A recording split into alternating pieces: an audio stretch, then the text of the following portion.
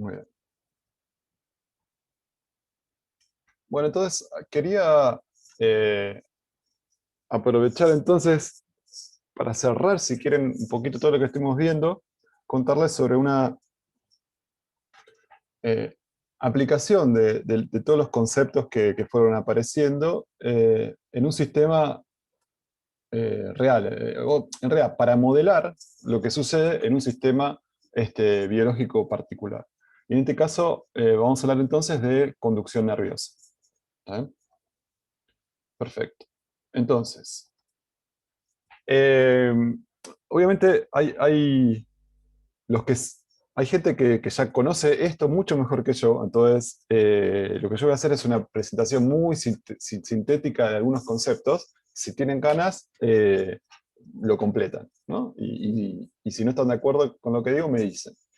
Pero básicamente lo que nos va a importar, lo que quiero describir ahora, es un proceso de transmisión basado en corrientes que tiene lugar en estas células, este, en estas neuronas, digamos, que son células que tienen un cuerpo particular, pero que tiene como extremidades por las cuales llegan y salen de algún tipo de señales, que ahora vamos a ver de qué estamos hablando cuando decimos señales.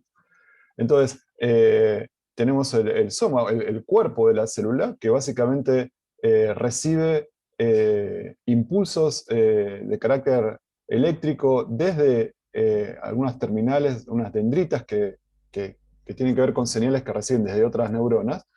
De alguna manera la procesa y genera eventualmente una señal aguas abajo que se mueve por este axón, ¿no? Y que llega hacia efectores que están río abajo de lo que fuera.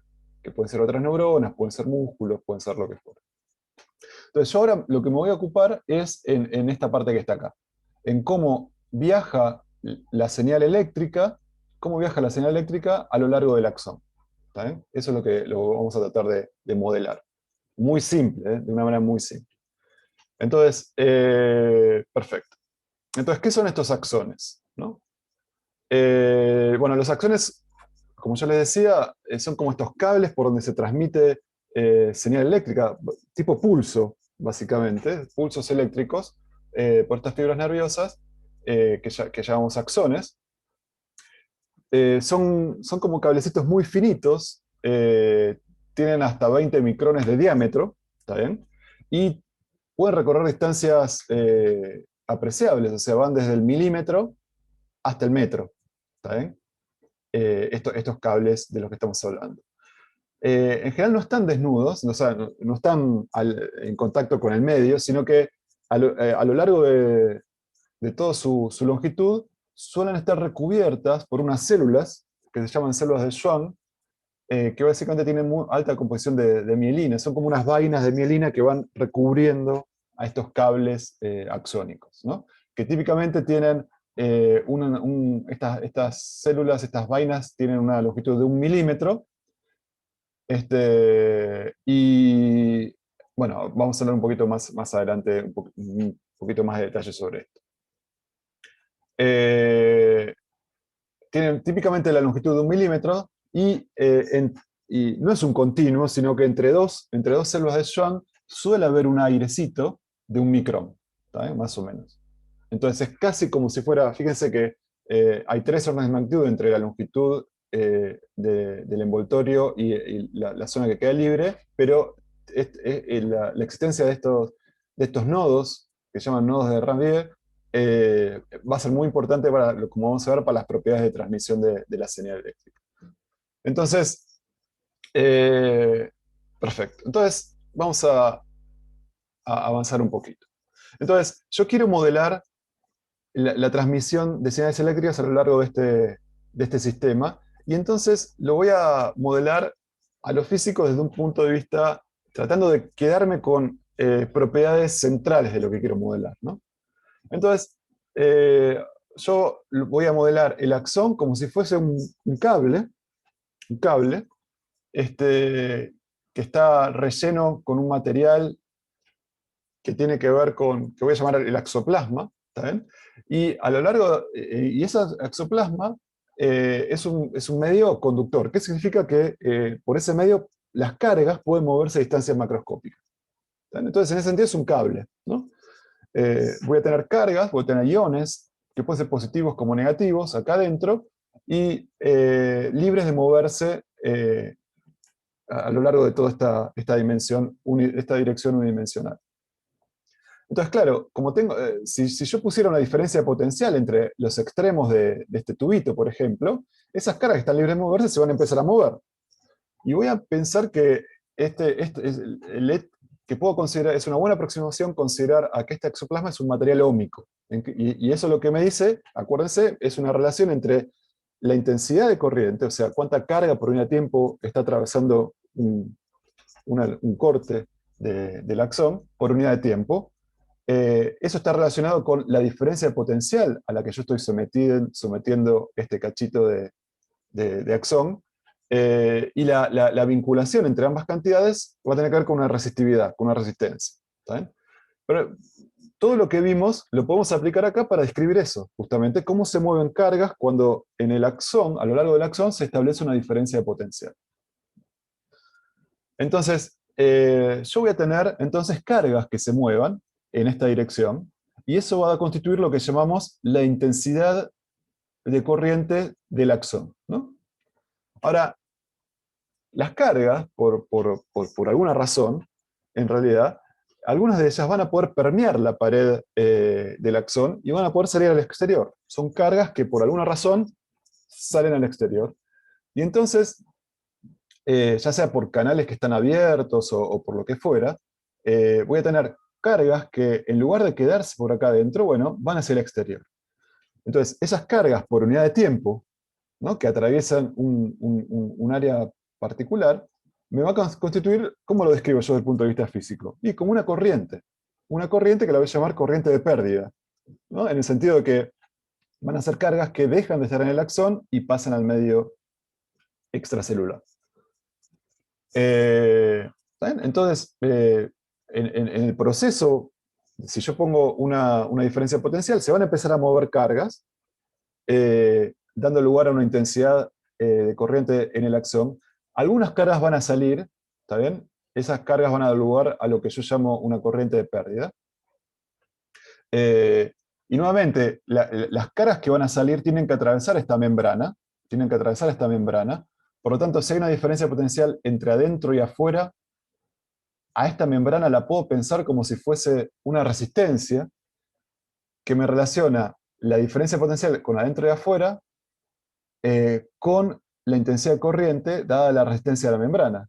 Es igual que lo pensaba, en la misma aproximación, en el mismo sentido de pensar que es un material que puede ser descrito desde el punto de vista de la ley de Ohm, ¿no? Entonces, nuevamente, para caracterizar este proceso de pérdida, importa las propiedades de la membrana, y la propiedad física en particular que me va a importar es su resistividad. Porque eso va a representar, bueno, cuál es el flujo que atraviesa esta membrana cuando la misma es sometida a una diferencia potencial entre la parte de adentro y la parte de afuera. ¿Sí? Entonces, adentro del axón va a haber una resistividad relacionada con este flujo de portadores de carga. La membrana va a estar caracterizada por otra resistividad o resistencia relacionada con los iones que se logran escapar debido a que hay una diferencia potencial entre adentro y afuera.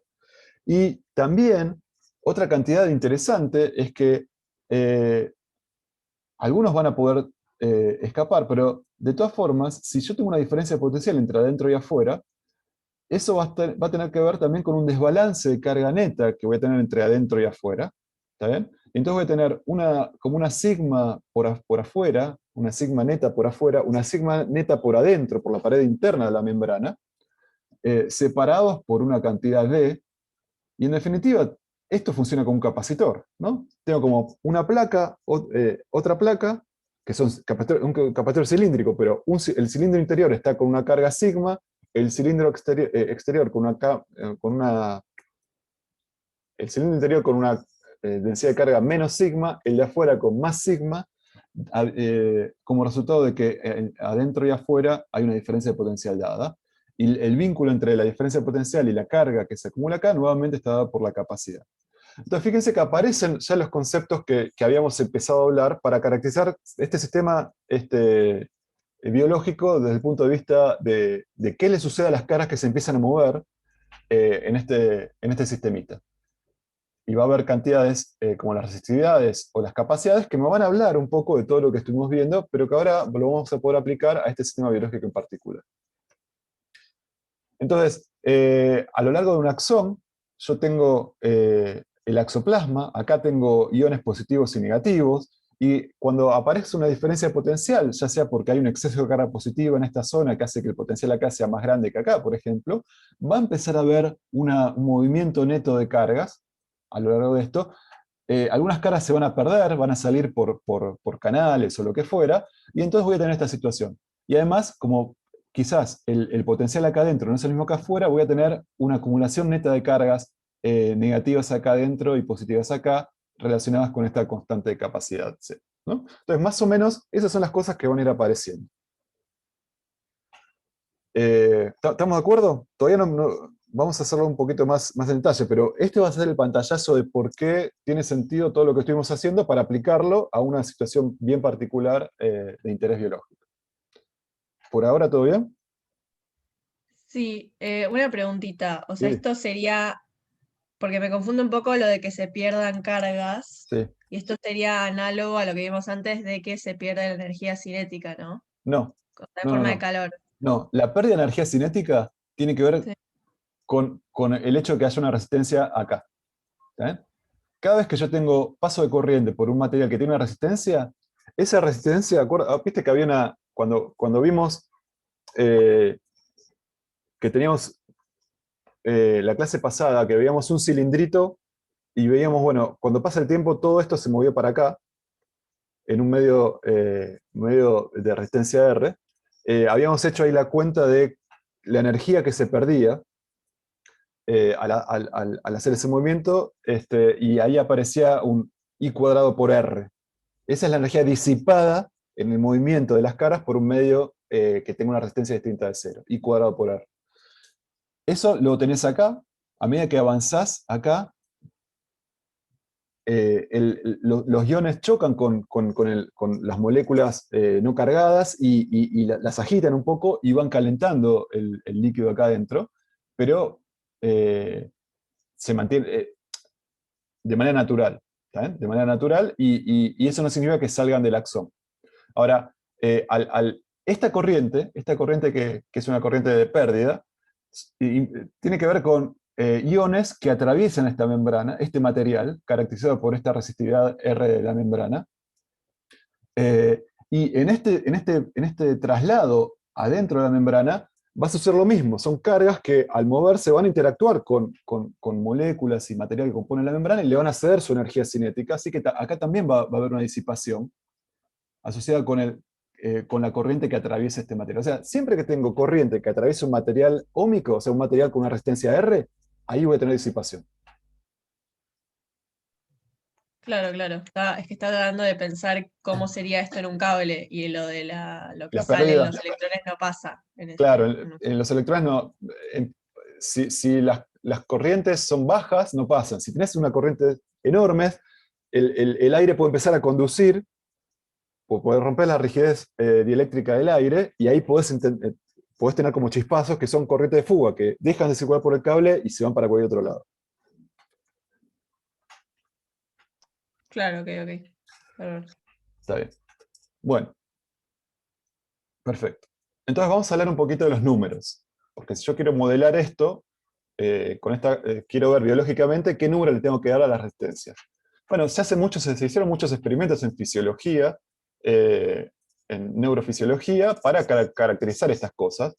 Y por ejemplo, la resistividad del axoplasma es del orden de, a lo largo del axón, ¿no? A lo largo del axón es de 2 ohm por metro. ¿Está bien? El radio del axón típicamente supongamos que es de 5 micrones. El cablecito tiene un radio de 5 micrones. Y entonces, si yo digo esto, para caracterizar esta intensidad, la que queda en el axón, yo digo que, bueno, si someto a esto a una diferencia potencial B sub A menos B sub B, se va a establecer una corriente, que es la del axón, tal que I por R, donde R es la resistencia de este trozo de longitud L del axón, eh, tal que I por R sea justamente igual a la diferencia potencial. Esta es la ley de Ohm, ¿no? Ahora, la resistencia de este cachito de axón, ¿se acuerdan que tenía que ver con la resistividad del axoplasma por la longitud del cable dividido el área de la sección? ¿Está bien? Entonces, imaginemos 1 centímetro de axón. 1 centímetro de axón. Entonces, si yo reemplazo 2 ohm por metro por 1 centímetro, dividido pi por, bueno, 5 micrones al cuadrado, que es lo que está acá, esto me da que la resistencia de esta es 2,5 por 10 a la 8 ohm. ¿Está bien? O sea, esto sería 250 millones de ohm. ¿Está bien? Entonces, como cable, la resistencia que presenta un centímetro de axón es de 250 millones de ohm, ¿no? Es muy grande esa resistencia. O sea, la resistividad de esta, acuérdense ¿se acuerdan la tabla que les mostré la vez pasada de la resistividad? Que para el cobre y los conductores tenía valores de 10 a la menos 8, ¿está bien? Esto tiene la resistividad de un material casi que no conduce, del orden de 1 ohm por metro, y eso tiene como consecuencia que cuando yo calculo la resistencia de 1 centímetro de axón da valores muy, muy grandes. Para que se den una idea, el cobre, como yo les digo, tenía más o menos una resistividad de 1,7 por 10 a la menos 8. Esto tiene de 2, ¿no? Son 8 órdenes de magnitud más conductor el cobre que el axoplasma. Y eso significa que si yo agarrara este centímetro de cable axónico y lo someto a una diferencia potencial B a sub B, va a aparecer una corriente equivalente a la corriente que aparecería si uso un cable de cobre en lugar de un cable axónico, digamos. La longitud que tiene que tener ese cable para llegar a un valor de resistencia igual a la resistencia de esto es de 70.000 kilómetros. O sea, 1 centímetro de axón, un cable hecho de 1 centímetro de axón equivale a un cable de cobre de 70.000 kilómetros. Esas dos cosas tienen la misma resistencia, para que se le dé una idea.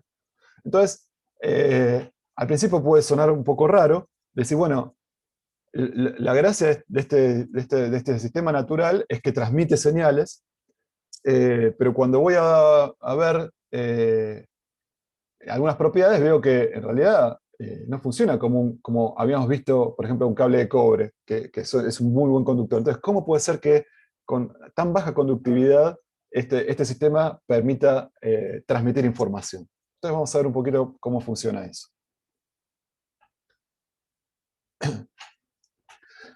Sigamos caracterizando entonces un poco las propiedades fisiológicas. Entonces, dijimos que va a haber algunos iones que salen de la célula. No me interesa exactamente y esto es interesante, ¿no? En física lo que estamos haciendo es planteando un modelo. Y cuando uno plantea un modelo, obviamente, cada modelo tiene su escala característica de descripción. ¿Está bien?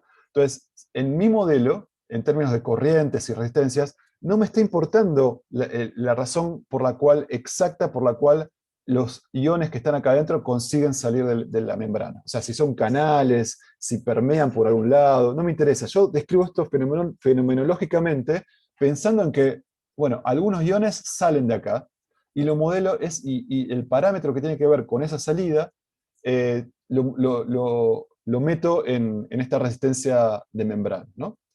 Entonces, en este modelo lo que me interesa es que algunos iones logran salir, constituyendo una I de pérdida, y sabiendo que va a haber una diferencia potencial adentro y afuera, y asumiendo que es un material óhmico, digamos, o que puede ser descrito como un material óhmico, lo que significa es que puedo asignarle un parámetro a esto que me vincule proporcionalmente la intensidad de los iones que salen con la diferencia de potencial que se establece entre adentro y afuera. Si asumo eso, bueno, ¿qué valor tiene que tener esa resistencia? Bueno, la resistencia por unidad de membrana es de 0,2 ohm por metro cuadrado. 0.2 ohm por metro cuadrado. Y esta es la resistencia por unidad de membrana, por unidad de área de membrana, ¿no? Por eso es ohm por metro cuadrado. Ahora, esto es diferente así el axón está desnudo o si está recubierto por la vaina de mielina. Si está recubierto por la vaina de mielina, es como que esta cosa ahora es tiene otras propiedades, y en particular ofrece más resistencia a esta corriente de pérdida. O sea, cuando está envuelto pierde menos, evidentemente, ante la misma diferencia de potencial, hay menos flujo de portadores de carga que atraviesan la membrana, o sea, pierdo menos cuando está recubierta, y eso se traduce en que tengo una resistencia por unidad de área del axón recubierto 2 órdenes de magnitud más grande que cuando está desnudo. ¿Está? Y en cuanto a la otra cosa que quería comentarles, cuando está sometiendo aunque no haya corriente, al haber una diferencia de potencial entre adentro y afuera, va a haber una acumulación de cargas adentro y afuera, lo que me hace pensar en un efecto capacitivo, caracterizado por una constante de capacidad C de membrana, que medida por unidad de área de membrana, cuando el axón está desnudo, vale 10 a la menos 2.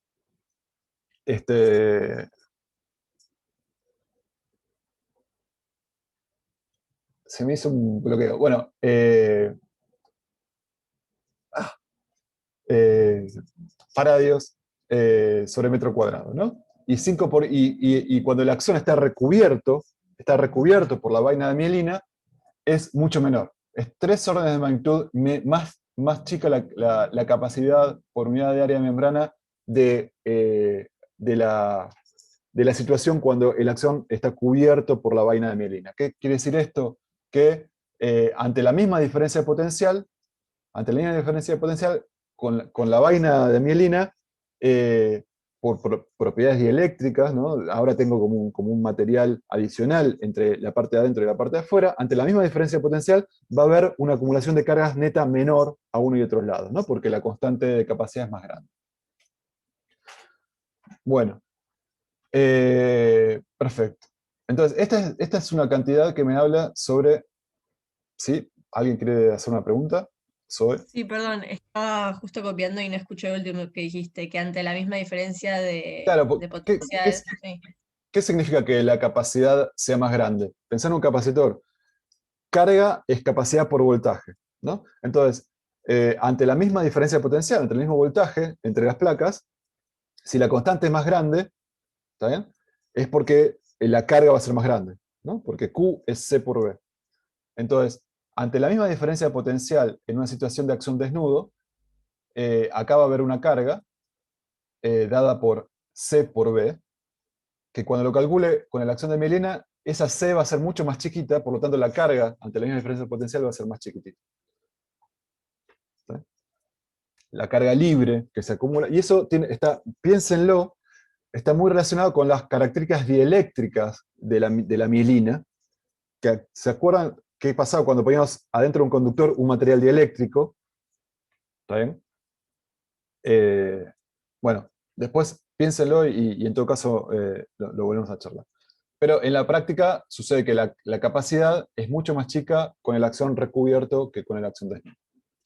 Obviamente esta es capacidad por unidad de área de membrana, o sea, por unidad de parchecito que pongo acá. Para una membrana de largo L, el área es el área de un cilindro, es 2pi radio por el largo. Así que esta cantidad por ese área me da la capacidad que tengo que considerar para una membrana de largo L. ¿Sí? Para la membrana asociada a un cachito de cilindrito de largo L. Bueno, y entonces lo que vemos es esto. Tenemos el axón, tenemos este axón que está acá, cubierto por mielina en casi toda su extensión, salvo algunos puntitos, algunos nodos que está abierto. Y lo que vemos es que básicamente, fíjense, eh, la gran diferencia entre las zonas donde está cubierto y donde no está cubierto, bueno, tienen que ver con estas diferencias, ¿no? Entonces me dice que cuando está cubierto, en las zonas que está cubierto, ofrece más resistencia a las corrientes de pérdida, o sea, voy a tener menos pérdida, y el intercambio básicamente se va a dar, de iones se va a dar en los nodos, ¿está bien? Y también hay diferencias en la capacidad, en la capacidad, ¿está bien? En la carga acumulada en esta región comparado con afuera, eh, si estoy en una zona descubierta, de acción desnudo o de acción cubierta. Perfecto. Bueno, entonces, estos son los valores típicos, ¿está bien? Ahora veamos un poquito, hablemos un poco de los portadores de carga. ¿Eh? Hablemos un poco de los portadores de carga que están dando vueltas por ahí. Entonces, ustedes saben que vamos a pensar lo siguiente. Acá tengo un axón, ¿tá? Y estas líneas son la membrana. Es una sola línea ahora. Perdón, dije mal, dije mal. Esto es la membrana. Esta es la membrana. Acá tengo la parte interna de la célula y acá tengo la parte externa de la célula. ¿Está bien? Entonces, en condiciones fisiológicas, en el medio externo, voy a tener iones de sodio, potasio, cloro y otros osmolitos que van a estar en el ambiente celular, extracelular, y también en el ambiente intracelular, ¿no? Entonces, en condiciones fisiológicas, estas son las concentraciones en molar de los distintos iones, ¿no? Moles por litro, moles por metro cúbico. Hoy tengo más o menos, básicamente tengo los dos iones positivos más importantes, que son el sodio y el potasio.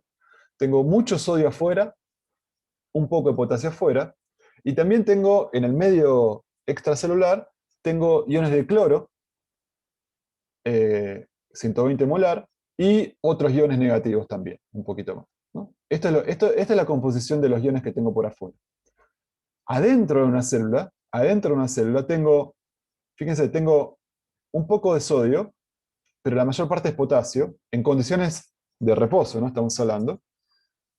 Tengo un poco de cloro y otros iones negativos bastante más que cloro, ¿no? Entonces fíjense que hay diferencias, ¿no? Tengo mucho sodio afuera, poco sodio adentro. Poco potasio afuera, mucho potasio adentro, cloro más afuera que adentro, bueno, y también un desbalance, un gradiente de concentración también para los otros iones negativos, ¿no? Que estoy considerando acá. Entonces, si yo sumase todo esto que está acá, y sumase todo esto que está acá, si hacen la suma, van a ver que es igual, ¿no? La suma con el signo, ¿no? ¿Cuánta carga neta tengo acá afuera? La misma que tengo acá adentro. ¿Está bien? Ahora, no me acuerdo del número, si alguien puede hacer la cuenta rápido, 167, 163, y acá tengo 163. ¿Está bien? Así que prácticamente es neutro acá adentro, y prácticamente es neutro acá afuera. ¿Está bien? 145 más 4, 149, positivo, y 149 negativo, ¿no? Claro que esto es aproximación, no es tan así, no es tan así. Hay con comas acá, que hace que exactamente la cara que tengo acá afuera no sea exactamente la que tengo acá abajo, adentro de la célula. ¿Está bien? Sino que, de hecho, hay un desbalance, tengo un poquito más de carga negativa acá adentro que acá afuera. Hay un poquito más de carga negativa acá adentro que acá afuera.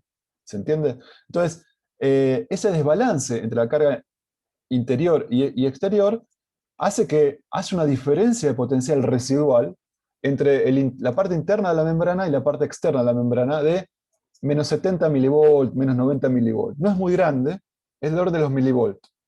De las decenas de milivolts. Por ejemplo, menos 90 milivolts. ¿Estamos de acuerdo?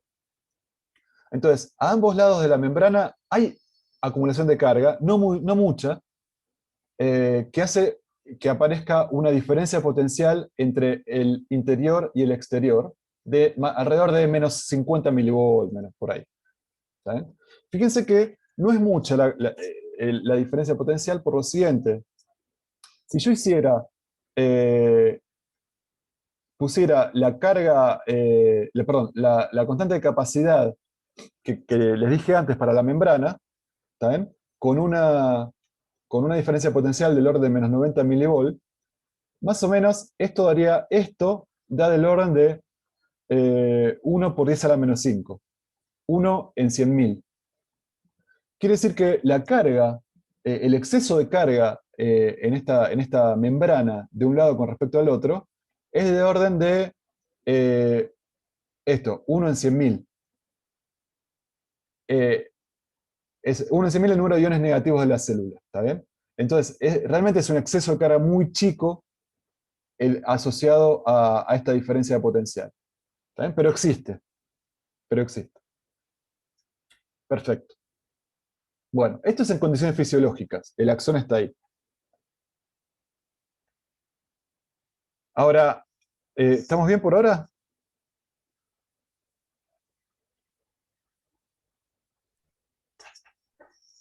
Sí, sí. Bueno, no sé si alguien ya vio esto y les resulta razonable, eh, resulta interesante o les resulta aburrido. Si alguien ya vio este tema, estaría bueno, no sé, si tiene algo para comentar, está bienvenido, ¿eh? Bueno, entonces seguimos. Entonces ya vimos que en estos dibujitos lo que estoy representando son las condiciones fisiológicas. ¿Sí? Entonces, para cada especie por separado. Entonces tengo para los iones de cloro, acuérdense que el cloro tengo mucho afuera y poco adentro, entonces sería una situación como esta. Para el potasio tengo mucho adentro y poco afuera, y para el sodio tengo mucho afuera y poco adentro. Y además, yo sé que el potencial interno es más negativo que el potencial externo. Tengo una diferencia de potencial de 90 milivolts, menos 90 milivolts. O sea, es más negativo adentro que afuera. Entonces yo puedo decir, bueno, qué raro entonces lo que está pasando, porque ustedes saben, habrán visto en química que cada vez que tienen un gradiente de concentraciones de algo, en FAC, ¿qué es FAC? Fisiología animal comparada. Ok, bueno, perfecto. ¿Y se ve más o menos a este detalle, a este nivel de detalle? Bueno, charlemos de esto Sí, después. se ve bastante y bastante más. Y de hecho, esta materia es requisito para poder hacer FAC. Ah, ok, pero vos ya hiciste FAC. Sí, porque las empecé a cursar juntas Ok, ok. y por trabajo no pude terminar esta y terminé la otra. Ok, dale, dale. Bueno, perfecto. Claro, la idea de esto no es explicarles conducción nerviosa, es mostrarles que lo que estuvimos viendo, aunque ustedes dicen, pero ¿para qué estoy viendo esto? Bueno, sirve, sirve. Y si no es esto, será para otra cosa. Entonces, pero para como que aprender los conceptos y las aproximaciones que estamos viendo en la materia, pueden sonar abstracto, pueden sonar arbitrario para las preguntas que a ustedes les interesa responder, pero cerrarse a eso no es un buen negocio. No es un buen negocio. Bueno, entonces, volvemos. Lo que estoy graficando acá es esta situación, por ejemplo, para el cloro. Entonces, si yo miro esto, digo, uy, qué raro lo que está pasando para el cloro, en principio. Porque fisiológicamente yo tengo más concentración de cloro afuera que adentro. ¿Por qué no se establece un flujo opuesto al gradiente de concentraciones para homogeneizar la concentración en todo adentro y afuera? Bueno, de aparecer ese flujo lo que haría sería forzar a que ingrese cloro a la célula, ¿no? Porque tengo mucho más cloro afuera que adentro. ¿Está bien? Ahora, lo que ustedes me pueden decir es decir, ojo, mira, el cloro es negativo. Acá no solamente tengo un problema de concentraciones, porque el cloro es negativo. Y yo por distribución de otros componentes cargados, yo sé que acá adentro tengo un poquito más de carga negativa que acá. Entonces quizás el cloro no entra por esta repulsión electrostática, o sea, porque tengo exceso de cargas negativas de este lado, que hace que si quiero meter cargas negativas de afuera, no hace un campo que trate de repelerlas. Entonces quizás hay una competencia entre tratar de compensar la concentración, o sea, tratar de aplanar los gradientes de concentración y la repulsión coulombiana que tengo en el sistema, que hace que, bueno, que tenga este desbalance de concentraciones adentro y afuera. Y lo mismo puedo decir acá adentro. Digo, ¿por qué no sale? ¿Por qué los iones de potasio no salen? porque tengo mucho más adentro y afuera. ¿Por qué no se trata por qué no se establece un flujo que trata de homogeneizar la concentración de potasio? Bueno, por la misma razón, quizás como consecuencia de que, por cómo están distribuidas las otras cargas, de vuelta, la región interna está un potencial más bajo que la externa. Eso significa que me va a costar trabajo sacar cargas positivas de acá para acá, porque va a ir contra el gradiente electrostático, contra el campo electrostático que aparece por esa distribución, por esa diferencia de potencial de las que les hablé antes. ¿Eh? Ahora, acá tengo un problema. Acá tengo un problema, porque acá tengo, desde el punto de vista de la concentración de sodio, esto yo diría que se debería establecer un flujo de sodio hacia adentro. Y cuando digo, bueno, pero ¿qué pasa con la parte electrostática? Bueno, esta parte es más electronegativa que esta, o sea, está en potencial más bajo que esto, y eso favorecería que entre sodio. Entonces, ¿por qué fisiológicamente no sucede esto? ¿Por qué tengo este desbalance? No lo puedo explicar por mecanismos pasivos. Con esta cosa de, mecanismo pasivo significa estos mecanismos de homogeneización de gradientes de concentración y campos electrostáticos que están por ahí. ¿Está bien? Entonces, veamos un poquito esto. Entonces, en esta situación, yo tengo un flujo, si estoy hablando de mecanismos pasivos, yo digo, bueno, acá debería haber un flujo por gradiente de densidad, y después un flujo inducido por diferencia de potencial electrostática, ¿no? Entonces, quizás estos dos estén compensados. En esta situación también tengo un flujo de gradiente de densidad y el flujo inducido por la diferencia de potencial de menos 90 mV para las cargas positivas, bueno, se opondría al flujo de gradiente de densidad. Quizás también acá está funcionando eso, y estos mecanismos pasivos, gradiente de densidad y flujo y delta B, se compensan. Pero acá tengo problemas, porque acá tanto el flujo como inducido por el gradiente de densidad como por el voltaje, la diferencia de potencial interna-externa, harían que el sodio entra, y el sodio no entra. ¿Eh? Entonces, en esta parte de acá todavía tengo esperanza, o sea, podría pensar que hay una especie de equilibrio entre las dos cosas, y cuantitativamente, no voy a entrar en detalles, pero cuantitativamente, el flujo de estas dos cosas está dado por un balance, si quieren, de trabajo, entre el balance entre el trabajo electrostático y el trabajo contra el gradiente de densidad, ¿no?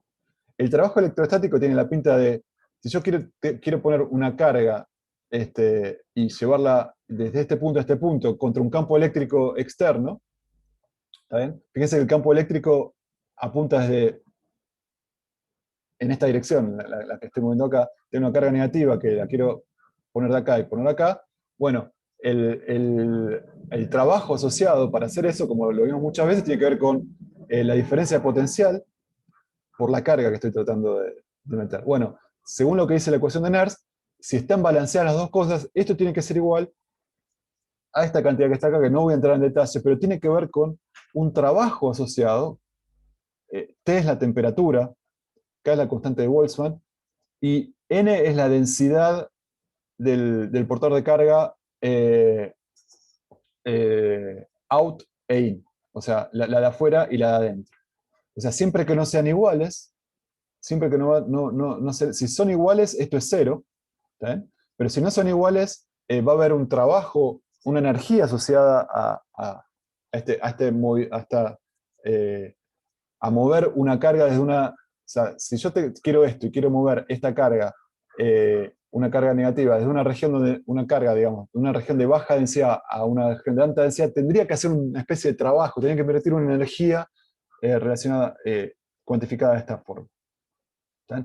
Y si en una situación de equilibrio donde estas dos cosas se compensen, implicaría que los trabajos para hacer esos cambios se compensan, y sería esta ecuación que está acá. Claro que esto directamente no lo puedo plantear para el sodio. Para el sodio ya sé que la distribución de sodio interior-exterior no es compatible con situaciones de equilibrio inducidas solamente por estos flujos, por estos métodos pasivos. Así que, evidentemente, los mecanismos pasivos no son capaces de explicarme lo que yo veo en condiciones fisiológicas de reposo. Tiene que haber algo más. ¿Ven? Además, si me pongo fino y digo, bueno, para el cloro y para el potasio, efectivamente, ¿puedo encontrar situaciones donde estas dos cosas sean iguales? Bueno, fíjense, si yo pongo acá, reemplazo las densidades, las concentraciones exterior y exterior, acá, hago esta cuentita, acá la diferencia potencial que necesitaría existir entre adentro y afuera sería, para el cloro, de menos 90 milivolts. Más o menos para el cloro, entonces podría ser, porque efectivamente tengo una diferencia potencial de menos 90 milivolts. Aún puede ser un poco menos, menos 50, lo que fuera. Si hago la cuenta para el potasio, con estas concentraciones de adentro y afuera del potasio, la diferencia potencial que debería existir entre adentro y afuera ya sería cercana a 100, a menos 100 milivolts. O sea, sería negativa, pero un tanto demasiado negativa. Ahí ya empiezo a tener como problemas para, si quiero que la ecuación de Nernst me explique la condición fisiológica, o sea, un mecanismo pasivo, me explique qué es lo que pasa con el potasio. Y bueno, y con el sodio, como les dije antes, nada, si aplico a ciegas la ecuación de Nernst, veo que cualquier cosa, veo que debería tener una diferencia potencial, pero el interior debería ser más positivo que el exterior. Así que evidentemente para el sodio fracasa, como ya sabíamos de antes.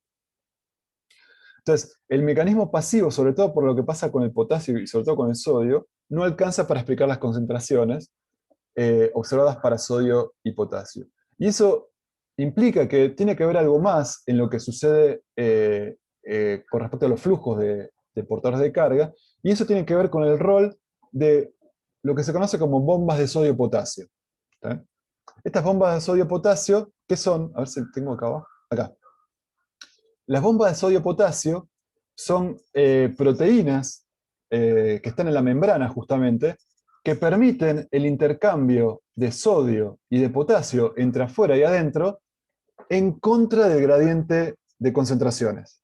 Obviamente, si es en contra del gradiente de concentraciones, alguien tiene que pagar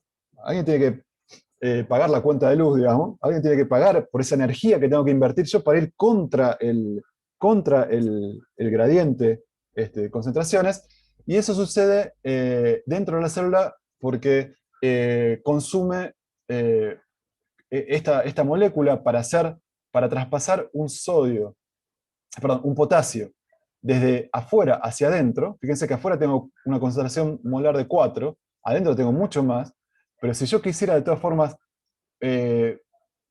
agarrar un ion de potasio, lo puedo meter dentro de la célula pasando por esto, pero tengo que pagar con una moneda de energía. ¿Está bien?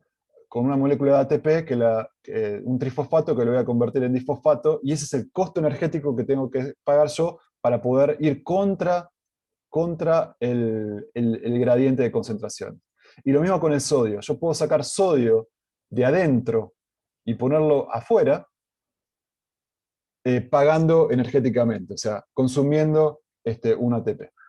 ¿Saben? Estas bombas son muy importantes y son las que están funcionando realmente en la célula, consumiendo todo el tiempo energía, de tal manera de asegurar estas condiciones fisiológicas que por mecanismos pasivos solos no podrían existir.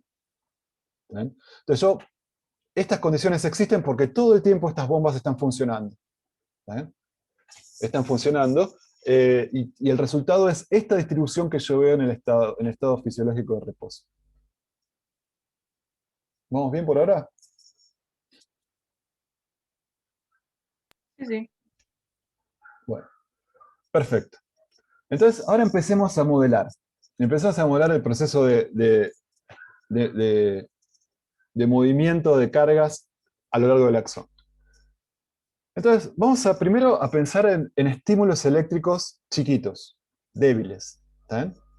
Entonces, supónganse que en algún punto, aguas arriba, por alguna razón yo elevé momentáneamente el potencial de esa región. O sea, incrementé la cantidad supónganse, de cargas positivas en una región, y eso hace que, claro, como tengo más cargas positivas, las cargas positivas que tengo por acá se van a empezar a alejar, se van a empezar a mover, van a empezar a circular y van a constituir una corriente a lo largo del axón. Se van a empezar a mover, bueno, eso va a ser la corriente, esta que está acá, por una señal que metí aguas arriba, y como vimos antes, algunos iones pueden moverse a lo largo del axón, y algunos iones pueden atravesar la membrana. Y acuérdense que eso se da en un contexto donde ya tengo un desbalance, ligero desbalance de carga adentro y afuera, ¿no? Entonces acá aparecen todos los elementos que estuvimos hablando. Iones, paso de carga por unidad de tiempo en esta dirección, también en esta dirección, que son iones que se pierden, que salen del axón al medio extracelular. Para eso atraviesan esta membrana caracterizada por una resistividad R'. Y a su vez, bueno, tengo una capacidad relacionada con que tengo una acumulación, una diferencia de potencial adentro y afuera, y una carga neta acumulada pequeña, pero existe, pero no nula, entre adentro y afuera. Bueno. Y entonces, ¿cómo voy a modelar esto? Y acá, así lo pensamos de la física. Entonces, esta cosa que está acá, los conceptos, hay detalles que no se me van a escapar, pero conceptualmente puedo entonces pensar que tengo un circuito como el que dibujo acá. Tengo esta R, me modela el hecho de que yo tengo iones atravesando un material por el cual van cediendo energía al medio, y yo voy a asumir que el medio es óhmico, y va a estar caracterizado entonces por una R. Esta resistencia representa eso, la resistencia que desde el punto de vista electrostático impone el axoplasma a el movimiento de los iones. ¿Saben? Es esta que está acá.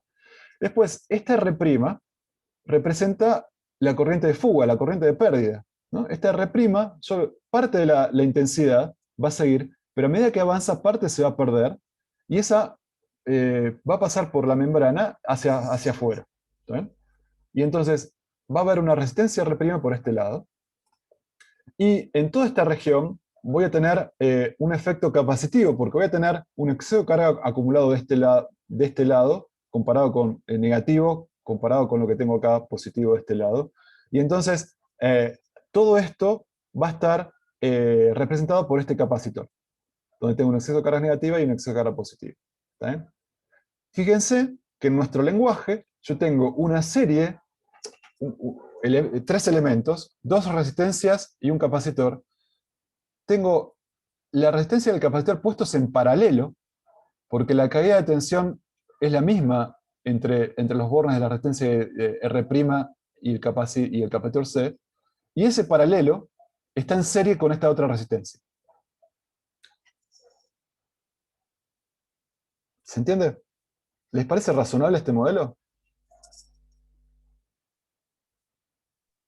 Sí, sí. Buenísimo, porque agarrar un sistema real y llevarlo a este lenguaje implica varias cosas. Es un grado de aproximación, pero por otro lado implica que ustedes conceptualmente entienden los conceptos físicos que usamos para introducir cada uno de estos elementos. ¿Está bien? Si ustedes repasan, yo creo que es razonable, les va a sonar razonable, es un buen checkpoint para saber si entendieron los conceptos físicos asociados a resistencia, corriente y capacidad. Que a ustedes les suene razonable esto que está acá. Así que les pido que repasen lo que tengan que repasar, que vuelvan a esto, y cuando les haga clic es porque realmente vamos bien. Bueno, seguimos. Entonces, claro, esto que está acá es para un cachito de axón.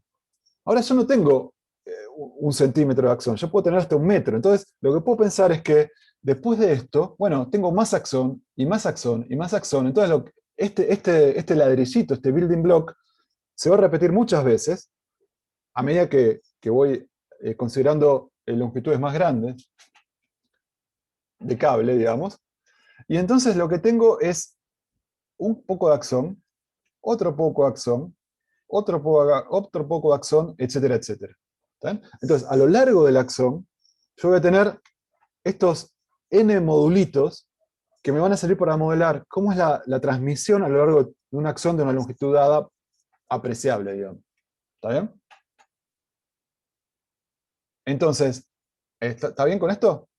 Entonces, lo que yo voy a hacer, ¿cómo voy a simular el hecho de que tengo estímulos eléctricos que vienen aguas arriba? Bueno, voy a pensar, esta parte de acá es el axón. Esta parte de acá va a simular el proceso de inyección de una señal, débil, pero inyección de una señal. Entonces, ¿la señal cuál es? Bueno, la señal es, en condiciones fisiológicas no tengo señal, y cuando hago esto, pum, bajo esto, de repente acá aumentó muchísimo el potencial, se hizo positivo el valor que estaba acá, y bueno, a lo largo del tiempo, ¿cómo se propaga esa señal? A lo largo del tiempo, esa acumulación de carga asociada a que aumenta acá el potencial en este punto, quiere decir que tengo carga positiva que se vino para este lado, ¿cómo sigue circulando a lo largo de este circuito? ¿Estamos de acuerdo? Entonces, este va a ser el estímulo que quiero ver cómo se propaga a lo largo del axón. Entonces, para ver eso, entonces ahora me voy a concentrar en esta parte que está acá, para después ir complejizándolo. Entonces, la primera parte, si quieren, la voy a pensar así, ¿no? Obviamente, esto no es completo porque falta la resistencia y todo, pero lo vamos a hacer de a cachitos. ¿Está bien? Entonces, imagínense este circuito. Este circuito que es considerar esta resistencia y esta resistencia y este capacitor, ¿no? O sea, lo que estoy haciendo acá es despreciando las corrientes de pérdida. Estoy suponiendo, por un momento, no hay corriente de pérdida. ¿Está? Bueno, cuando yo bajo esto, lo que tengo es que se va a cargar el capacitor. El capacitor ya tiene una pequeña carga, pero, original, pero nada que ver con la carga. Un segundito. Nada que ver con. Un segundito. Bueno. Perdón. ¿Qué les estaba diciendo? En esta situación, el capacitor inicialmente estaba un poquito cargado. ¿Se acuerdan que inicialmente en condiciones fisiológicas hay una pequeña carga, que la voy a considerar despreciable, esa pequeñísima carga? Y en este proceso, cuando yo ponga acá, qué sé yo, 1 volt, pum, bajo esto, bueno, va a haber una diferencia de cargas mayor a la inicial, porque va a suceder lo que vimos al principio de esta clase. El capacitor este se va a cargar, ¿no? Se va a cargar. Y como vimos en esta clase, la carga es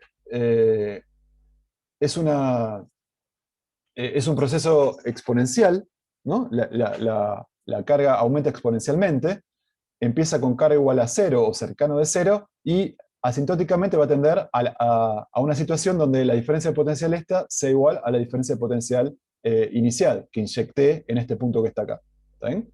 Entonces, asintóticamente, la diferencia de potencial entre adentro y afuera de la célula va a ser la de, en este circuito donde no hay pérdidas, va a ser igual a la que inyecté en este punto del circuito, a la que inyecté al principio del axón, ¿no? Y si yo espero un tiempo mucho mayor a RC, donde R, ¿qué es? Es la resistencia del axón, del axoplasma, y C es la C de la membrana, o sea, son cosas bien que puedo medir, eso me da una escala de tiempos que puedo medir, para valores más grandes de tiempos que RC, así, bueno, la diferencia de carga adentro y afuera va a ser la que ajuste que la diferencia de potencial sea la que inyecté acá. ¿Está bien? Pero básicamente esto es un proceso de carga de capacitor con una escala temporal RC, como vimos antes. ¿Está bien? Perfecto. Ahora lo que voy a hacer es decir, bueno, voy a hacer, ¿alguna pregunta de esto?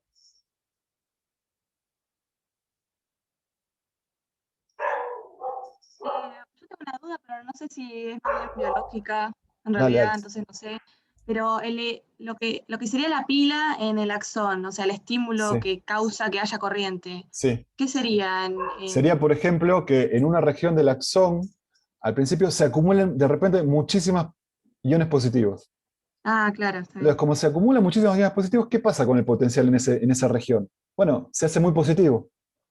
Entonces, yo eso lo simulo aumentando, o sea, poniendo este punto a un valor muy positivo. Que en la práctica, ¿cómo se logra eso? Y en la práctica, cuando yo cierro esto, la carga positiva que estaba acá va a empezar a moverse y va a venir a este punto. Así que en definitiva voy a tener carga positiva acá, porque tengo potencial positivo, y voy a tener potencial positivo ahí. ¿Está bien? Es como un exceso de carga positiva que se acumula en un lugar. Claro, gracias. Acá lo hago bajando el switch. En una neurona es porque supuestamente ocurren, bueno, esto no es una sinapsis, ¿no? No es que esto no es una sinapsis, sino que se acumulan adentro, en el comienzo del axón un montón de carga positiva, que ya viene de otro lado. El soma pone ahí un montón de carga positiva, eleva muchísimo el potencial en ese punto. Y aguas abajo sucede esto que estamos viendo acá. Bueno, pero esto, obviamente, esto es muy simple, ya era simple el modelo, esto es muy simple, porque es un cachito, es la resistencia de 1 centímetro, o de 1 milímetro, de una longitud dada del axón. ¿Qué pasa cuando, bueno, avanzo un poquito más, o sea, doy otro pasito más? El siguiente centímetro del axón, o unidad de axón que estoy modelando, también lo voy a modelar con un R seguido por un C, ¿no?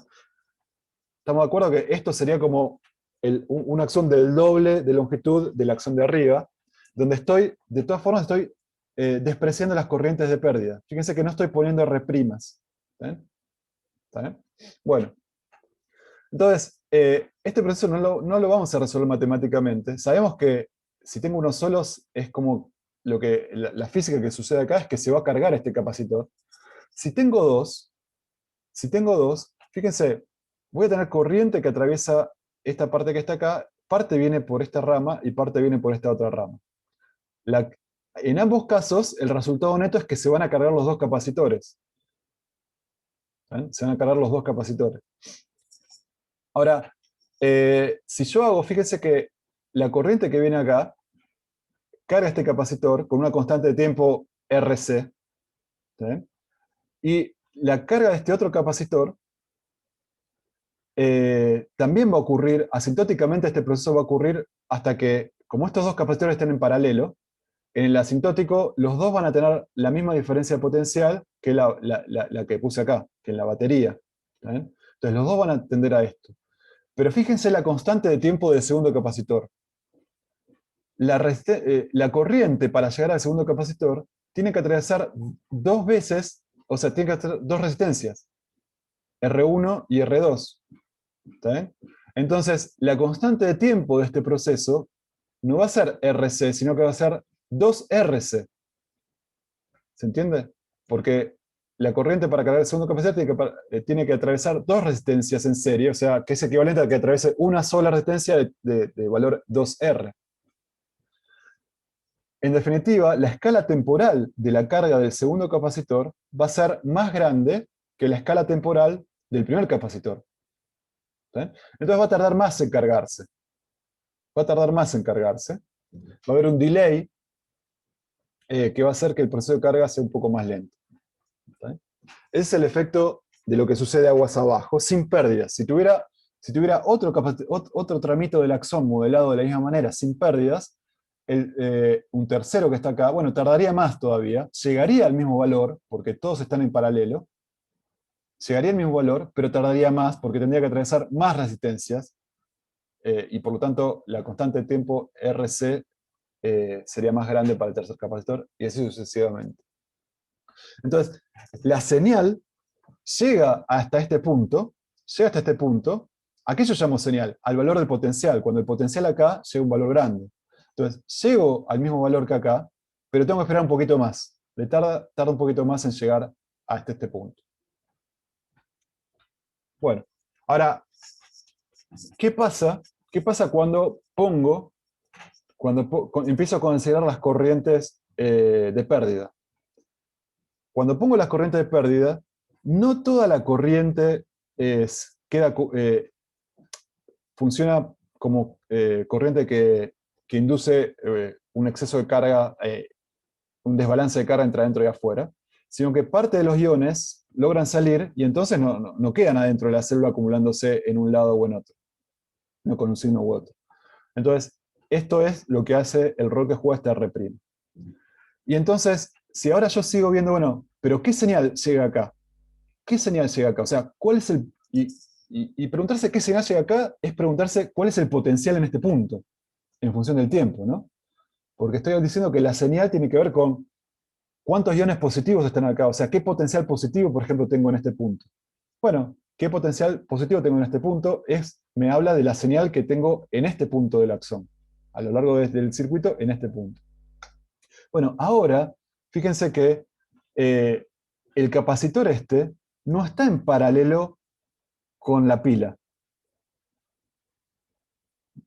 porque la diferencia de potencial entre las placas no es igual a la diferencia de potencial entre los bornes de la pila, porque tengo la caída, una caída de tensión en esta resistencia. O sea, lo que sí estoy seguro es que esta diferencia de potencial es igual a la diferencia de potencial entre los bornes de R', pero no va a ser igual a la diferencia de potencial de la pila. ¿Por qué? Porque todo este paralelo está en serie con esta R, y eso es igual a la diferencia de potencial de la pila. ¿Ven? Tengo que tener en cuenta la caída de tensión en la resistencia. Así que no importa, ahora no va a importar cuál es ese valor, lo que sí va a importar es que se den cuenta que la diferencia de potencial entre los bornes de la pila, entre los bornes del capacitor, o sea, entre este punto y este punto, que es lo que me interesa saber para ver cuánto vale la señal en este punto del axón, va a ser más chica que la que originalmente metí, porque ha habido una caída de tensión acá que no se va a traducir en una caída de tensión en el capacitor. Entonces, el capacitor... Pero no pasa, Juan, sí. Por el gráfico, ¿no pasaría lo mismo arriba también? ¿Acá? Sí. No, porque fíjate que en el asintótico... Fíjate una cosa, Juan. Acá tengo un proceso de carga, pero si espero el tiempo suficiente, o sea, si ya se cargó por acá no va a haber intensidad de corriente, y es como, y todo va a venir por acá. ¿Está bien? Si este ya está cargado, lo deseo esta diferencia de potencial ya es igual a esta. La intensidad de corriente que se desvíe por acá va a ser 0, y todo va a venir por acá, y eventualmente voy a tener la misma diferencia de potencial en este, o sea, al final, ¿qué tengo? Tengo corriente 0, y tengo que esta diferencia de potencial es igual a esta, y es igual a esta que está acá. ¿Está bien? Okay. Eso es muy diferente a esta situación. En esta situación, todo el tiempo en el asintótico voy a tener corriente circulando acá, con el capacitor cargado, compatible con una diferencia potencial que sea la diferencia potencial que tengo acá. Entonces todo el tiempo voy a tener corriente acá,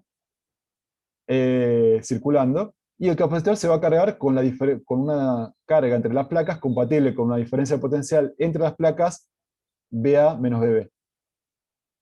¿Está bien? Esta línea que está acá es la diferencia potencial BA menos BB, que es más chica que epsilon. Esta diferencia es I asintótica por R. Lo que le falta a esta diferencia potencial para hacer epsilon, esto que está acá, es la intensidad que queda circulando por R. Entonces, en esta situación, cuando tengo pérdidas, la carga del capacitor sucede con una constante de tiempo RC, pero lo que se ve alterado es el valor asintótico. Es un valor asintótico menor. BA menos BB menor a epsilon. Perfecto. ¿Perfecto? Perdón, pregunto. Ok, sí. Bueno. Gracias. Entonces, acá tengo, fuimos como armando de a cachitos para ver distintos comportamientos cualitativos que es de esperar encontrar en el circuito común, en el circuito completo. Entonces tengo en un cachito un proceso de carga, cuando desprecio las pérdidas. Cuando no desprecio las pérdidas, voy a tener proceso de carga con la misma RC, pero hasta un valor menor. Quiere decir que la señal acá se va a ver atenuada con respecto a la que inyecté acá, porque va a haber habido pérdidas. Es razonable, ¿no? Como va a haber habido pérdidas, no voy a tener la misma acumulación de iones que tenía al principio, porque algunos se me van a haber ido, así que en este punto voy a tener menos, voy a haber llegado a un potencial menor. Y bueno, cuando empiezo a concatenar estos modulitos, es de esperar encontrar como la escala temporal tiene que ver con la resistencia por C, la resistencia que tengo que atravesar para llegar a la capacidad que estoy considerando, y eso va aumentando a medida que estoy considerando cada vez cachos más largos de axón, va a haber un delay. Así que cuando pongo todo junto, cuando pongo todo junto, lo que es de esperar es lo siguiente. En este punto, por ejemplo, si mido la señal acá, que es medir V1, o sea, la diferencia de potencial sobre el capacitor 1, voy a tener esta situación. ¿Sí? Si mido lo mismo, ahora, la señal acá, ¿cómo llega? Bueno, ¿qué es señal? Es justamente la diferencia de potencial sobre el capacitor que yo llamé 2, cuando la mido un poco más adelante, ¿no? Porque tengo que haber atravesado más material, o sea, aumentar la resistencia axónica del axoplasma bancándome las fugas R'. Ya al principio, en la primera parte, estoy considerando una corriente de fuga, una corriente de pérdida, y por lo tanto llega a un valor asintótico que es menor al que inyecté acá. En B2, la dinámica va a ser con una escala temporal un poco más lenta, porque ahora tengo que atravesar más axoplasma, es una resistencia más grande, y con una pérdida mayor, porque no solamente perdí tanto por esta R' como por esta R'. Lo que representa es que, como tengo que atravesar una distancia, estoy considerando una distancia mayor, puedo haber salido más carga por distintos lugares, una longitud mayor de pérdida de membrana. Y entonces, en mi modelo significa que ahora no solo consideré esta posibilidad de fuga, sino esta otra. Así que ahora estoy a un potencial más bajo. Todavía, esta diferencia potencial va a tener una escala temporal más grande, una R equivalente más grande, pero además va a tener más pérdidas, por lo tanto la diferencia asintótica a la que tiende es más chica todavía, y así sucesivamente. O sea, a medida que voy midiendo la señal a lo largo del axón, voy a tener que la señal tarda más en llegar y llega más atenuada. ¿Ven? Eso es lo que estoy viendo acá. ¿Está bien?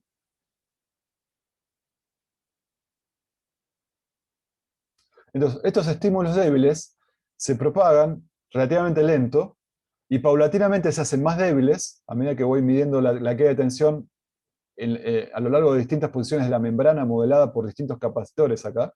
Esa caída de tensión se hace cada vez más chiquita, más alejada de la que inyecté acá, que era la de la pila, y eventualmente desaparecen. Y cuando hago la cuenta con valores numéricos, desaparecen a los pocos milímetros. Acuérdense que estos tienen del orden de milímetros. Estas células tienen del orden de milímetros. Entonces, del orden de 1 milímetro. Si yo, del orden de los pocos milímetros, se hace demasiado débil. Entonces, si yo considero... ese es un problema, porque si yo considero entonces que todo está cubierto por estas vainas de mielina, el estímulo que yo ponga se va a ver... va a desaparecer a los pocos milímetros. Entonces, de ahí la importancia de estos nodos, que ahora vamos a tratar de entender. Y para entender eso, yo tengo que contarles que existen, además del canal de sodio-potasio, que eran los que mantenían el estado fisiológico, el potencial basal, a costa de energía, en la membrana celular hay otros canales, el canal de sodio y el canal de potasio, que estos canales no están activados por ATPs, sino por diferencias de potencial. Este es el canal de sodio-potasio que se activa por ATP. El canal de potasio y el canal de sodio son otras proteínas intermembrana que se activan cuando la diferencia de potencial local supera cierto umbral, ¿no? Entonces, cuando la diferencia de potencial local, por una razón, supera cierto umbral, o sea, tengo una gran cantidad de iones positivos acá, o un desbalance al revés, negativos, la conformación de esa proteína cambia, porque electrostáticamente el efecto del medio afecta la estructura de esa proteína, la abre de alguna manera, y permite ahora el intercambio de iones, de potasio por este lado y de sodio por este lado. Entonces, estos canales iónicos son súper importantes para entender cómo es que la señal a lo largo del axón no se termina desapareciendo a los pocos milímetros. Entonces, veamos cómo funciona. Entonces, veamos la siguiente. Esta es la situación inicial. En la situación inicial están los canales de sodio-potasio andando, pero los canales de sodio y potasio están cerrados. ¿Están cerrados? ¿Qué significa? que el sodio externo no puede entrar, está cerrado, y el potasio interno no puede salir, ¿no? En esa situación estoy en estado de resting potential, de potencial de reposo, más o menos del orden de los 70 milivolts, acá está puesto. Es del orden 90, menos 70 milivolts. Esta es la condición fisiológica que habíamos hablado. Ahora, ¿qué pasa? Imagínense que yo inyecto, desbalanceo, porque viene de algún lado, y pongo mucha carga, acumulo iones positivos adentro del axón, ¿no? Entonces, cuando pongo iones positivos adentro del axón, me alejo de la condición basal, ahora voy a tener que la diferencia de potencial adentro y afuera de la membrana, como tengo iones positivos, va a haber cambiado. O sea, ahora disminuye, no se hace tan negativa, ¿no? Porque tengo acumulación local de cargas positivas que no la estoy poniendo acá. ¿Está bien? Eso se llama depolarizar la membrana. Estaba polarizada a menos 90 milivolts, por ejemplo, y cuando por alguna razón acumulo cargas positivas adentro, porque viene señal de algún lado, agua hacia arriba, empiezo a depolarizar la membrana. Y eso significa que estoy haciendo más positivo el interior de la membrana, por lo tanto estoy disminuyendo la diferencia de potencial adentro y afuera. Ahora, si esta depolarización alcanza un umbral, eso sucede en esta región. Si alcanzo un umbral, o sea, si de repente acumulé demasiado positivo, ahora lo que va a pasar es que los canales de sodio, estos que están acá, se van a empezar a activar. ¿No? Y sucede eso, cuando se activa, porque acumulé demasiada carga positiva, o sea, ya depolaricé bastante, se abren estos canales, y acuérdense que el sodio estaba en exceso afuera. Y entonces, como se abren estos canales, ahora el sodio puede entrar, ¿está bien? Puede entrar, y eso, el resultado que es que si ya tenía una acumulación de cargas positivas, ahora tengo más cargas positivas, ¿está bien? Más cargas positivas, y cuando tengo más cargas positivas, los canales de sodio cercanos empiezan a sentir también una depolarización y se abren a sí mismos y hacen que entre más sodio, y se produce realmente como una avalancha de iones positivos que ingresan a la célula, ¿está bien? Y aparece esta fase de rápido incremento de potencial, ¿está bien? Porque se produce como un efecto cascada, ¿no? Supero cierto umbral, empiezo a abrir las puertas para el sodio empieza a entrar a lo loco, y cuanto más sodio tengo, más aumenta el potencial, y más canales de sodio en las cercanías se empiezan a abrir, y inyectan más sodio hacia adentro, y aumenta entonces escandalosamente rápido el potencial en esa región de la membrana celular. Tanto aumenta que empiezo a tener tanta acumulación de cargas positivas adentro, que de repente empiezo a tener más cargas positivas adentro que afuera, y el potencial se hace positivo. La diferencia de potencial adentro-afuera se hace positiva, y estoy en esta región que está acá. ¿Está bien? Y se hace positiva con respecto al exterior. Estoy en este punto de acá, en el punto 3. Ahora, cuando sucede eso, cuando llego a un nuevo umbral, los canales de sodio se cierran. Y no solo que los canales de sodio se cierran, sino que los canales de potasio se abren. Y claro, el potasio, como está ahora en una región donde tengo muchas cargas positivas acá, o sea, una región de alto potencial electrostático positivo acá comparado con adentro, y se le abre la puerta, bueno, empieza a salir el potasio, y ahora la célula empieza a sacar carga positiva. Sale carga positiva, y entonces empieza nuevamente a disminuir la diferencia de potencial entre adentro y afuera. Porque el potasio empieza a salir, taca, taca, taca, taca, y hace que sale tanto, que vuelve a ser negativo, y sigue saliendo hasta el valor original, pero tiene una especie de overshoot. Tiene una especie de overshoot en esta región que está acá. Cuando llega a este overshoot, se cierra el canal de potasio, este que está acá, y claro, lo que empieza a hacer acá es que me quedé con una polarización más grande que la que tengo en estado fisiológico de reposo, y por lo tanto ahí empiezan a funcionar las bombas de sodio-potasio anteriores, las que usaban ATP para restablecer de vuelta la condición fisiológica de reposo. ¿Está bien? Entonces tengo un tiempito de restitución donde esa parte del axón no reacciona, o sea, no va a reaccionar, sino que ahí se va a restituir la condición fisiológica original a través del funcionamiento de las bombas sodio-potasio que funcionaban en base al consumo de ATP. Entonces, ¿se entiende más o menos esta región esta situación? Entonces, yo tengo en una región del axón, esta que está acá, por alguna razón tengo una acumulación de cargas positivas, ¿está bien? Esa acumulación de cargas positivas abre los canales de sodio en esta región del axón, supónganse, y eso hace que el sodio que tengo acá afuera pueda entrar y se acumule muchas más cargas positivas acá, y por lo tanto eso hace que las cargas de los otros iones positivas traten de irse, ¿no? Se alejen, o sea, induce una corriente, y estas cargas positivas que se empiezan a mover, fíjense que empiezan a abrir otros canales de sodio que inyectan el sodio, hacen que se acumule ahora en esta región y hacen que la corriente se mueva hacia la derecha, ¿está bien? Y eso sucede con el sodio, y es la levantada que habíamos visto, bueno, y localmente después sucede que se cierra ese canal, se abre el de potasio y se empieza a ecualizar las cargas en esta región, que no lo tengo el dibujito acá, pero es esto que les digo acá.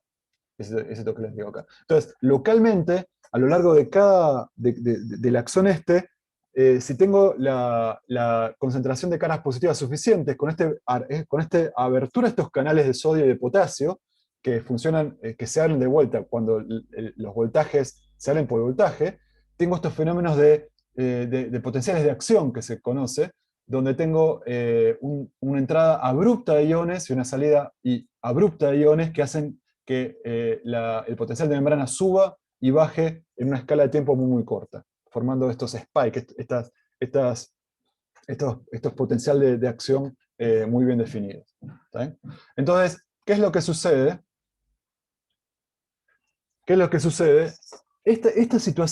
Esta situación se da en los nodos de Rambier, donde tengo el axón descubierto y libre, porque cuando está cubierto, la acción de estos canales se ve obturada, digamos, por la cobertura justamente de la vaina de mielina. Entonces lo que sucede es que si yo inyecto una señal, básicamente la señal se propaga por la región recubierta, y claro, al propagarse va disminuyendo un poco su intensidad, pero cuando llega a un nodo, si es lo suficientemente intensa, va a disparar esta inyección de este potencial que vimos antes, y nuevamente va a acumular entonces un montón de iones acá que nuevamente se van a propagar de manera pasiva, si quieren, a lo largo del siguiente célula de Schwann, atenuándose un poquito. Cuando llegan acá, se vuelven a amplificar, y así sucesivamente. Entonces, así es como se logra transmitir estos impulsos, que son lo suficientemente intensos, porque necesito que en las regiones de los nodos se active este mecanismo de potencial de acción. O sea, tienen que involucrar potenciales electrostáticos iniciales que hagan efectivamente abrir estos canales de sodio para dar lugar a este proceso de amplificación en los nodos de Rambier. Entonces la señal se propaga de manera pasiva a lo largo del axón cuando están envueltos en células, disminuyendo relativamente su intensidad, y si son lo suficientemente intensos, cuando llegan a los nodos, se amplifican con este mecanismo de apertura de canales de sodio explosivo, si quieren, con este fenómeno de threshold, de umbral. Entonces, ¿alguna pregunta?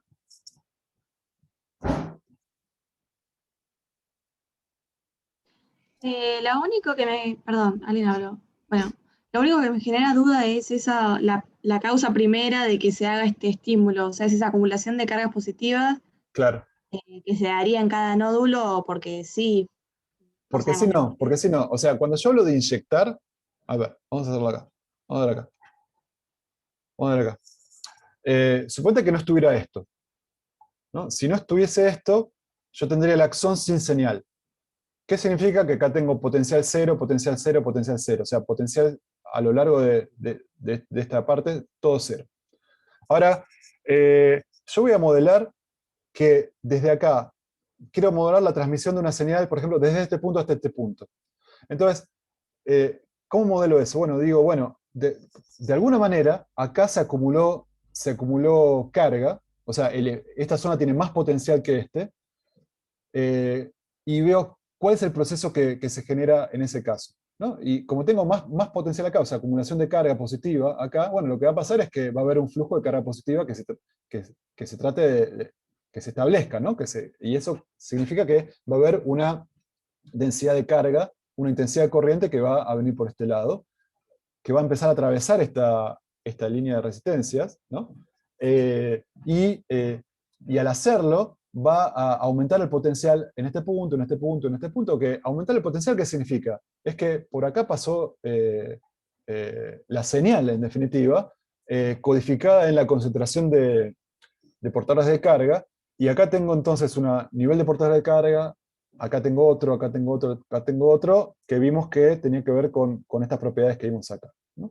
Entonces, cuando yo, ¿cómo modelo entonces que inyecté una señal en este sistema? Bueno, lo acoplo a una pila y hago un switch, y digo, bueno, cuando bajo el switch, acá aumenté un montón el potencial, y veo el proceso de carga, o sea, cómo se reacomodan las cargas, moviéndose a lo largo de esta estructura, con pérdidas y con efectos capacitivos, en reacción al estímulo que puse acá. Este estímulo simula la inyección de portadores de carga positivo en este punto. ¿Ven? En la célula es porque desde el soma, por algún mecanismo que no estoy considerando acá, de repente hice acumular un exceso de carga positiva en esta región del axón. Y a partir de este momento, bueno, está todo este proceso de propagación que les acabo de contar. ¿Está bien? Entonces, y lo que vimos es que en esta parte que está acá, sin involucrar al intercambio con el exterior a través de estos canales de sodio y de potasio, en estos extremos, dentro de las vainas de mielina, a lo largo del axón, voy a tener que, a lo largo del axón significa, bueno, en mi modelo, ¿qué significa a lo largo del axón? Y significa, en esta región, es cercana a donde inyecté. Este capacitor modela una región un poquito más alejada. Este capacitor modela el potencial que voy a medir en el axón en una región más alejada de donde inyecté. O sea, me está modelando distintos puntos a lo largo del axón, y me están permitiendo calcular la diferencia de potencial a lo largo de estos capacitores, es calcular la diferencia de potencial en esta región, entre adentro y afuera. Entre adentro y afuera, en este punto, en este punto, en este punto y en este punto. Y lo que veo entonces es que acá el potencial es muy parecido al que tenía acá el potencial tarda más en llegar y se va a ver un poquito disminuido por el efecto de la pérdida, y acá lo mismo, ¿no? A medida que avanzo voy a tener tengo que esperar cierto tiempo, ¿no? Porque la escala de tiempo, fíjense que para llegar a este valor acá, tengo que esperar bastante más tiempo que para llegar al valor asintótico acá. Disminuido. Y si el valor que llego en este punto es lo suficientemente grande, significa que acá voy a haber llegado con una acumulación de iones todavía suficientemente grande para inducir la apertura de estos canales justo en este punto que está acá. En este punto que está acá. Bueno, y entonces y reclutar más portadores de cargas positivos que me permitan, reclutarlos brutalmente, ¿no? Con esta inyección brutal de portadores de cargas positivos que dan lugar a este efecto cascada que vemos acá, para en esta región, volver a acumular un montón de carga positiva, y que aguas abajo ahora sea como que recargué la batería que ve el siguiente trozo envuelto en mielina. Entonces es como una situación donde tengo propagación de manera pasiva, o sea, sin intercambio de iones con el exterior, en la parte de los axones envueltos por estas células de Schwann, y en los nodos de Rambier amplifico la señal para el siguiente tramo. ¿Está bien? De esto hay muchas cosas de visualización que ustedes pueden consultar. Yo no estoy encontrando acá lo que siempre usé, por alguna razón, discúlpenme. Bueno, acá les muestra, bueno, yo después les voy a poner un par de videos que no llegué a encontrar hoy, donde se ve específicamente esto. La tarea, digamos, para la vez que viene, sería que ustedes miren un poco los videos y traten de cerrar con estas animaciones lo que estuvimos viendo hace un ratito. ¿Está bien? Yo no estoy viendo acá lo que siempre encontraba, no lo estoy encontrando, el video que siempre usaba, pero hay mucho.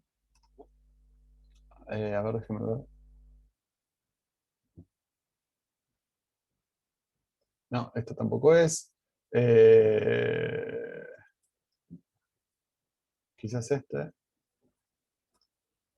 Bueno, les paso después un par de videos para comentar y para cerrar si necesitan la noción de que estamos analizando, pero les pido que entonces lo miren ustedes, hagan la tarea ustedes de, con esos videos, tratar de terminar de integrar lo que estamos viendo, ¿está bien?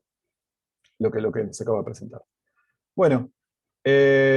No mucho más, no quiero tomar tiempo de la práctica, así que vamos a acordar acá. No sé si tienen alguna pregunta. La gente que cursó FAC, si tiene algún comentario.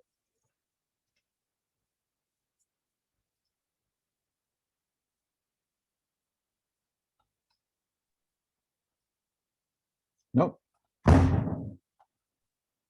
Perdón, yo hago una última cosa para terminar de entender. Sí. Entonces, la concentración de cargas positivas en cada nódulo de Rambier se da porque se va bajando la diferencia potencial a lo largo de la máquina de mielina, y eso causa que entren más cargas positivas Claro.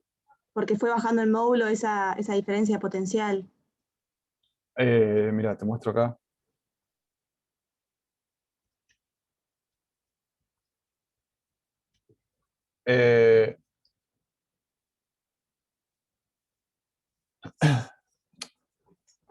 O sea, es todo lo mismo. O sea, no es.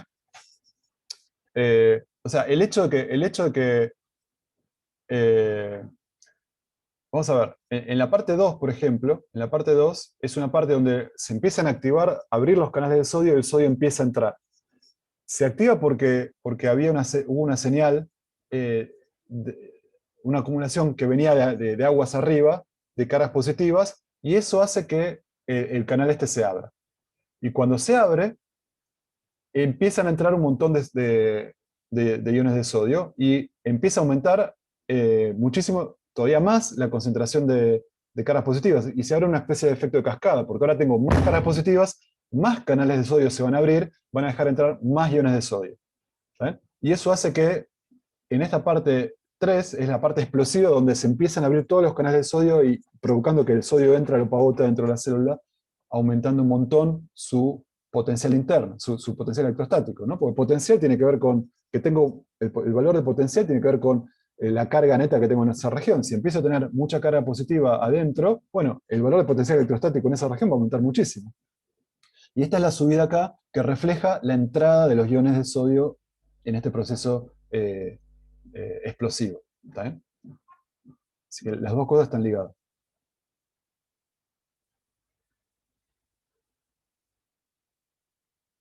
Bueno, ¿está bien? Sí, gracias.